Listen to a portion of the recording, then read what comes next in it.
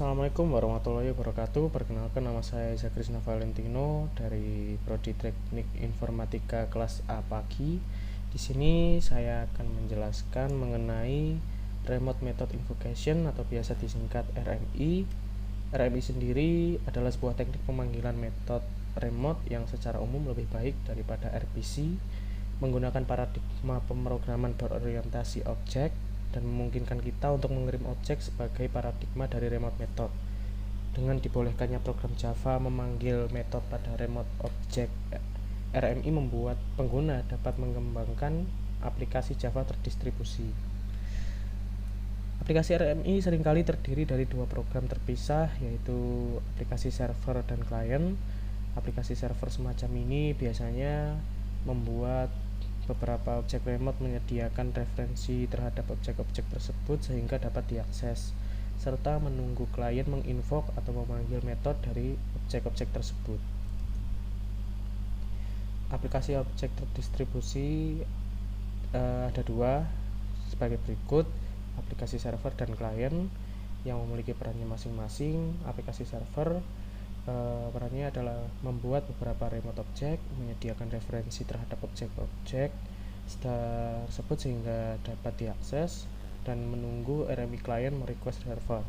Sedangkan aplikasi klien mendapatkan referensi remote ke satu atau lebih objek remote di server, menjalankan metode dari objek tersebut, dan meminta pemanggilan beberapa remote objek berdasarkan referensi yang diterimanya. Berikut adalah gambar contoh aplikasi klien dan server pada RMI, yang mana akan saya jelaskan cara kerja RMI sendiri. Penyedia layanan mendaftarkan dirinya sebagai server direktori jaringan. Proses yang menginginkan suatu layanan mengontak server direktori saat runtime. Jika layanan tersedia, maka referensi ke layanan akan diberikan. Dengan menggunakan referensi ini, proses dapat berinteraksi dengan layanan tersebut. Langkah-langkah proses RMI sebagai berikut. Pertama, urutan pemanggilan pada objek klien mengaktifkan metode pada proxy yang akan berhubungan dengan invoke method pada objek B. Kemudian metode yang ada pada proxy melakukan pembungkusan argumen menjadi suatu pesan atau marshalling dan meneruskan ke modul komunikasi berdasarkan pada remote reference yang didapat dari remote reference modul. Modul komunikasi memulai request dan reply protokol melalui network. Modul komunikasi pada server menerima request dari klien, kemudian berdasarkan referensi lokal yang diterima dari remote reference modul, maka akan mengaktifkan metode untuk berkomunikasi dengan objek skeleton B, corresponding method.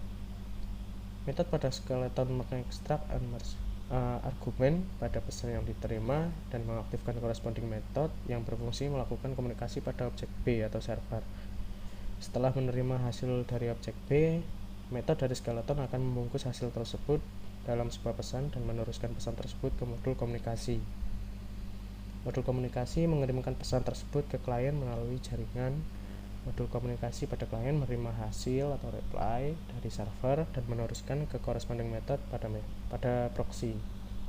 Kemudian proxy akan mengekstrak hasil dan meneruskan ke objek A atau si klien.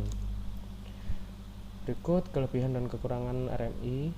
Kelebihannya, RMI mempunyai kemampuan untuk download bytecode dari suatu objek kelas jika kelas tersebut tidak terdefinisikan di VM penerima. Tipe-tipe metode objek kelas yang terletak dalam satu VM dapat dikirim ke VM yang lain yang mungkin saja remote. Sifat-sifat objek yang terkirim ini juga tidak berubah sama sekali. Sedangkan kekurangannya, proses pembukaan soket yang kadang-kadang tidak dapat diimplementasikan lewat jaringan internet.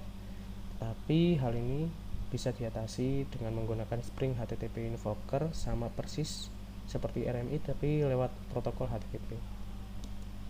Saya kira cukup. Sekian yang dapat saya sampaikan. Atas kurang lebihnya saya mohon maaf sebesar-besarnya. Saya akhiri. Wassalamualaikum warahmatullahi wabarakatuh.